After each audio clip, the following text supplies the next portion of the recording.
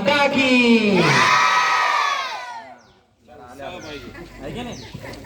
वातावरण निर्मिती पाहिजे, कोणताही कार्यक्रम म्हणजे तो वातावरण पाहिजे, प्रसन्न वातावरण, तेव्हा कार्यक्रमाची शोभा वाढत असते, आहे की नाही? आवाज ऐसे दो कि सोए हुए को जोश आ जाए, सोए हुए को होश आ जाए, और तालियां ऐसे बजाओ कि सामने वाले को जोश आ जाए। बजाओ तालियां।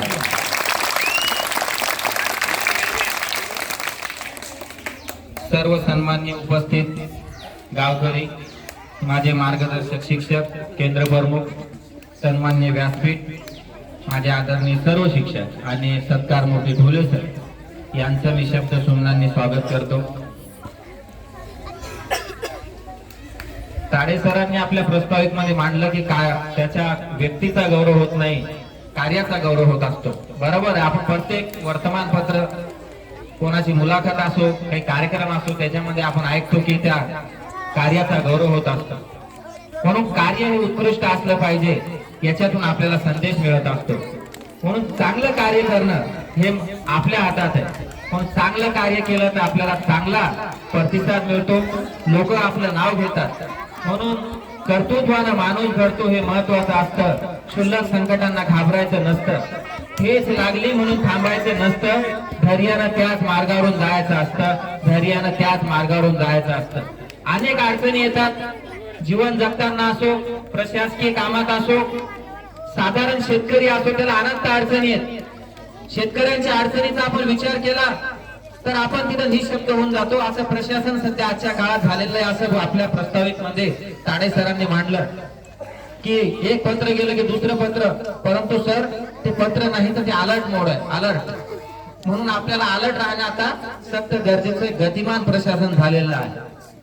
म्हणून आपण सतत चांगलं या समाजाचं काहीतरी देणं लागतो, म्हणून आपण काहीतरी दिलं पाहिजे, ही भूमिका आपली असली तर आपल्याला कोणतंही काम हे ओझं वाटत नाही, ते आपल्यावर वजन पडत नाही, तणाव निर्माण होत नाही।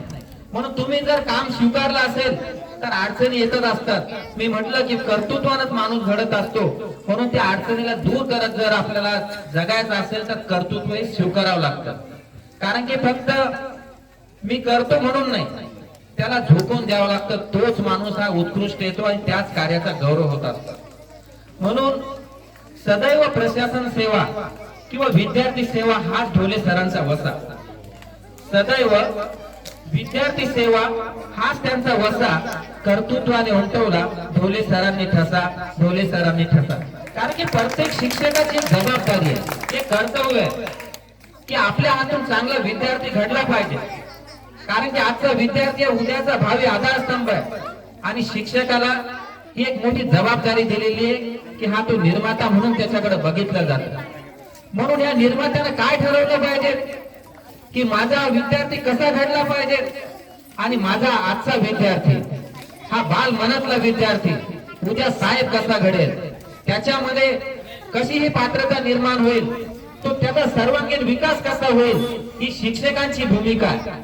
म्हणून शिक्षकांना मी विनंती करेन की आपले जिल्हा परिषद जे संस्थान आहे हे हक्काचं व्यासपीठ आहे, ते व्यासपीठ टिकून राहण्यासाठी आता आपली सक्त गरज आहे, आपल्याला झोकून देण्याची गरज आहे।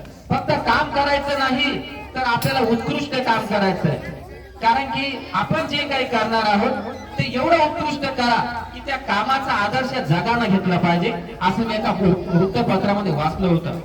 म्हणून आपलं काम एवढं उत्कृष्ट असायला पाहिजे आता की त्या कामाचा आदर्श जर जगानं घेतला तर आपण त्याचं नाव लौकिक मिळवलं असं समजू।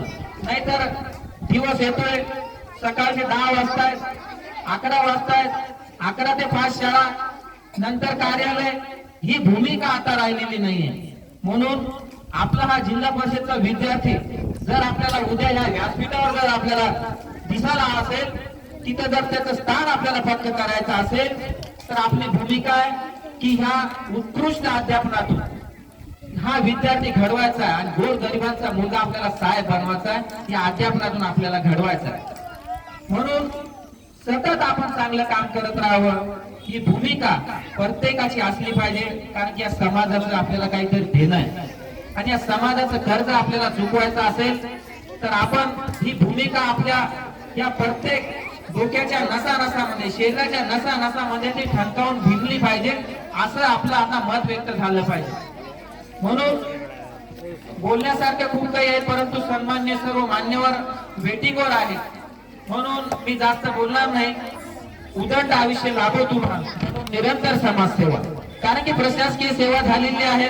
मी विनंती करेन सत्कार मूर्तींना की या समाजाचं कर्ज फेडण्यासाठी आपल्याला एक चांगली संधी आता उपलब्ध झालेली आहे, कारण की आपण प्रशासनाच्या या चौकटीत होता समाजासाठी आपण काही देऊ शकला नसेल तर नक्कीच येणारा काळ पुढचा तुमचा जोपर्यंत शेवटच्या श्वासापर्यंत समाजसेवा करता आली तर आपण काहीतरी देऊन गेलो असा हा वरचा आपल्याला समजेल की आपण नाही असं व्यक्तिमत्व या कृती तलावर मी पाठवलं आणि त्याचं त्यांना सार्थक केलं अशी मी त्यांना विनंती करेल। उदंड आयुष्य लाभो तुम्हा सर्व निरंतर समाजसेवा, तुम्हासाठी हृदय आमच्या लक्ष लक्ष शुभेच्छांचा ठेवा, लक्ष लक्ष शुभेच्छांचा ठेवा।